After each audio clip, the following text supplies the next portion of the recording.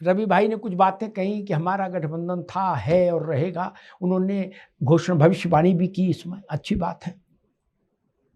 लेकिन इमरान मसूद के लिए मैं एक बात कह दूं, उत्तर प्रदेश के मामले में गांधी परिवार की ओर से जो आदमी भेजा गया है सबसे बड़ा बना के, वो राजेंद्र पाल गौतम है। नावेद शुक्ला, आप भी सुन लो, राजेंद्र पाल गौतम से बड़ा तो कोई नहीं उत्तर प्रदेश में, ना अजय राय न लल्लू। राजेंद्र पाल गौतम ने कल मंच पर माइक पर कहा, सुनिए और सब लोग दिमाग में बैठा लीजिए, कि इमरान मसूद का मतलब कांग्रेस, इमरान मसूद के कहे एक एक शब्द के साथ कांग्रेस खड़ी है, कांग्रेस का एक एक कार्यकर्ता खड़ा है। राजेंद्र पाल गौतम ने मंच से माइक से कहा, इसलिए दाएं बाएं बातें न करो कि नहीं ऐसा नहीं और वैसा नहीं, आप गलत समझे हो, वो गलत। हम क्या समझे भैया? राजेंद्र पाल गौतम कपड़े फाड़ो जाके यार। हम तो वही समझते हैं जो सब बहुत कम लोग समझ पाते हैं।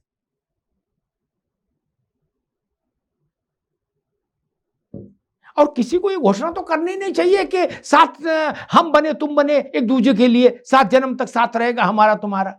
अरे कल का पता नहीं राजनीति में कौन किसको गाली देने लगे यार। रवि भाई आप तो पुराने आदमी हो, है? 2 लड़कों का साथ पसंद है, उसके बाद धैतेरी की हुई कि नहीं हुई? अखिलेश जी ने कहा कांग्रेस चोर पार्टी है कि नहीं कहा? और कमलनाथ ने कहा कि नहीं कहा? कौन अखिलेश बखिलेश? कोई प्रागैतिहासिक काल में कहा? ये तो अभी हाल फिलहाल की घटनाएं हैं। फिर जुड़ गए, फिर टूट सकते हैं, ठीक है।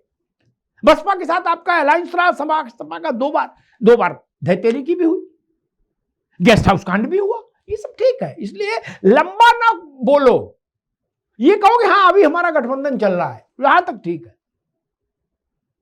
किसने देखा कल नहीं इमरान मसूद की गुट्टी चल जाएगी तो फिर गठबंधन नहीं चलेगा। और रवि जी सकारात्मक व्यक्ति है, अच्छी बात है, लेकिन राजेंद्र पाल गौतम ने एक बात और कही, वो भी समझ लेनी चाहिए। उनसे पूछा गया मंच पर माइक पर कि सपा उत्तर प्रदेश में बड़े भाई की भूमिका में होगी और कांग्रेस छोटे भाई की भूमिका में। उनने कहा बड़ा हमेशा बड़ा रहता है और कांग्रेस बड़ी है, हम देश में भी बड़े हैं, हर प्रदेश में बड़े रहेंगे। बोले ऐसा थोड़ी ना होता है कि बड़ा भाई दिल्ली में बड़ा है और लखनऊ में छोटा हो जाएगा जाके, ना, हम बड़े हैं, बड़े ही रहेंगे। ये किसने कहा? रवि प्रताप सिंह ने नहीं, अजय राय और लल्लू नहीं, प्रमोद तिवारी नहीं, जिनको राहुल जी ने भेजा है राजेंद्र पाल गौतम। उनने कहा ऐसा आपने कहीं सुना कि बड़ा किसी स्टेशन पर बड़ा है और दूसरे स्टेशन पर ट्रेन पहुंची भी छोटा हो गया ना? ये तो समझना पड़ेगा। और यही समाजवादी पार्टी ने ऑफिशियली इस बात को कहा, फखरुल ने इस बात को ऑफिशियली कहा। फखरुल चांद जो बोलते हैं माना जाता है अखिलेश जी की ही आवाज है वो। ये बात नावेद शुक्ला आप भी जानते होंगे। महत्वपूर्ण विषय फखरुल से ही रखवाए जाते हैं अखिलेश जी की तरफ से। फखरुल से कहा जाता है कि इसको तुम ही बोलोगे, तो वो स्थिति तो है फखरुल की। और फखरुल ने कह दिया कि इमरान मसूद जो है वो भाजपा का आदमी है।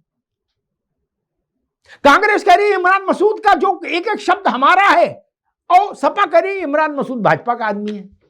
लो कर लो बात, इसलिए घालमेल में न पड़ो। खैर, मैं आजम खान साहब की बात कहता हूं,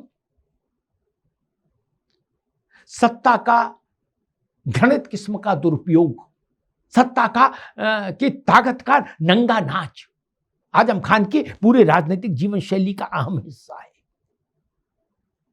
दलितों की बस्ती पर बुलडोजर चलाया गया ठंड की रात में, जमीन यहां लेने के लिए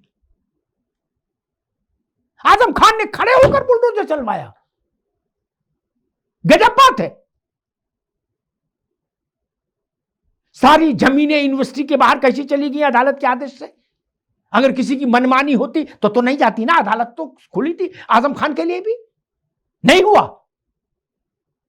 इस पर एक अंकुश लगना ही चाहिए। ये नजीर देश भर के लिए जानी चाहिए कि सत्ता के मद में मदमस्त होकर जो लोग नियम कायदों को जमीन अपने चप्पल से रौंदने की कोशिश करें, उनको ये सबक मिलना ही चाहिए। अल-फलाह यूनिवर्सिटी भी वो भी यूनिवर्सिटी थी, वो भी तालीम की किताब बांट रही थी, उसके मालिक को जेल भेजा गया ना, भेजा गया ना। यूनिवर्सिटी के कुछ डिपार्टमेंट सील किए गए, बात और आगे बढ़ती तो यूनिवर्सिटी भी ध्वस्तीभूत हो जाती। कुछ ये है कि भाई मेरी मर्जी, मैंने यूनिवर्सिटी बना दी, अब कोई देख नहीं सकता। क्यों? बोले इसमें तालीम की किताब बट रही। अच्छा बाहर है यार, नियम कायदे कुछ है ही नहीं। और इनकी तुलना लाल किले से की जा रही है। बोले प्राग ऐतिहासिक काल की इमारतें हैं। अरे दादा, तब तो नक्शा बनता ही नहीं था। लेकिन आजम खान ने तो 2 नक्शे पास कराए, 38 नहीं कराए। मुझे पक्का यकीन है आजम खान साहब से कहा होगा लोगों ने कि खान साहब ये भी करा लो, तो कहा हमें बेवकूफ हो गया, हम सरकार हैं। वो कौन थे गवर्नर, थोड़े वजनदार, जिनको रात में अध्यादेश में दस्तखत करा लिए थे आजम खान ने, थे ना? कौन थे? जो बाद में मध्य प्रदेश भी रहे, उत्तराखंड भी रहे, पाउडर से मालिश कराते थे वो राजभवन में। वो आजम खान के सिस्टम में थे। और जब पूरी सरकार आपके शिलान्यास में जा रही हो, आजम खान साहब का एक उदाहरण बताता हूं, उनके बात करने का अंदाज क्या था। आजम खान ने कहा कि नेताजी, उनको भौकाल दिखाना था, बोले नेताजी अब की आपका जन्मदिन हम मनाएंगे, नावेशी को तो बग्घी मंगाई, पूरी सरकार को कहा सब लोग पहुंचो। अखिलेश जी मुख्यमंत्री थे, नेताजी के साथ आजम खान बैठे, बाकी मुख्यमंत्री और बाकी सब साइड में बैठे। ठीक, किसी पत्रकार का ग्रह खराब थे, उसने आजम साहब से पूछ लिया कि इसमें जो करोड़ों रुपया खर्च हुआ, इतना भव्य कार्यक्रम, ये पैसा किस फंड से आया है?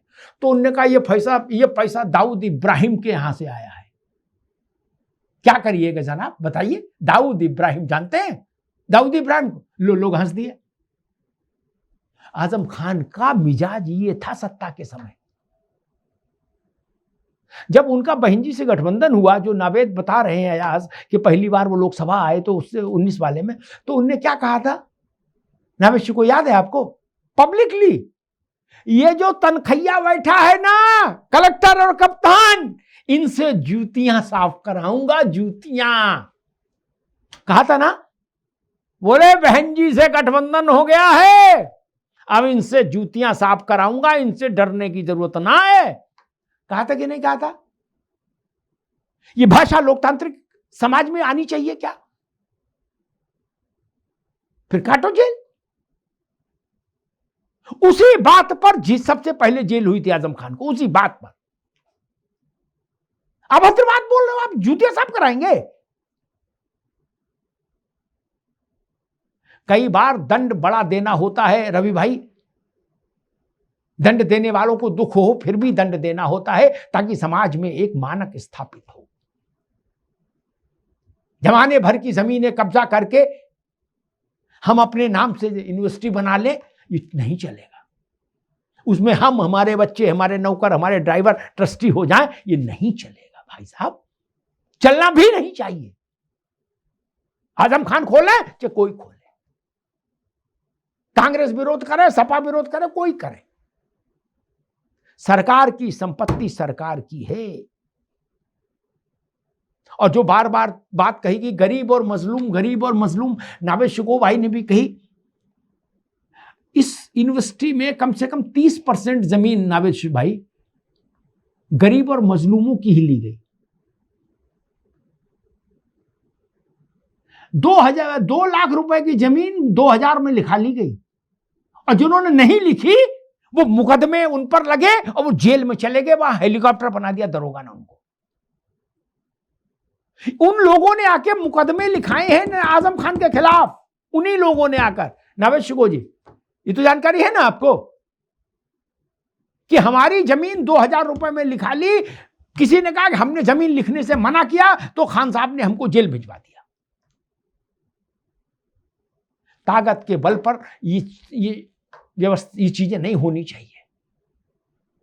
हां, मैं एक बात जरूर कहूंगा, मैं यूनिवर्सिटी की बिल्डिंग के बचाव में नहीं खड़ा हो सकता ना, बिल्डिंग जानी ही चाहिए। जो बच्चे वहां, जो छात्र वहां, छात्र छात्राएं पढ़ रहे हैं, उनके भविष्य की चिंता होनी चाहिए, वो किसी दूसरे अच्छे संस्थान में शिफ्ट होने चाहिए।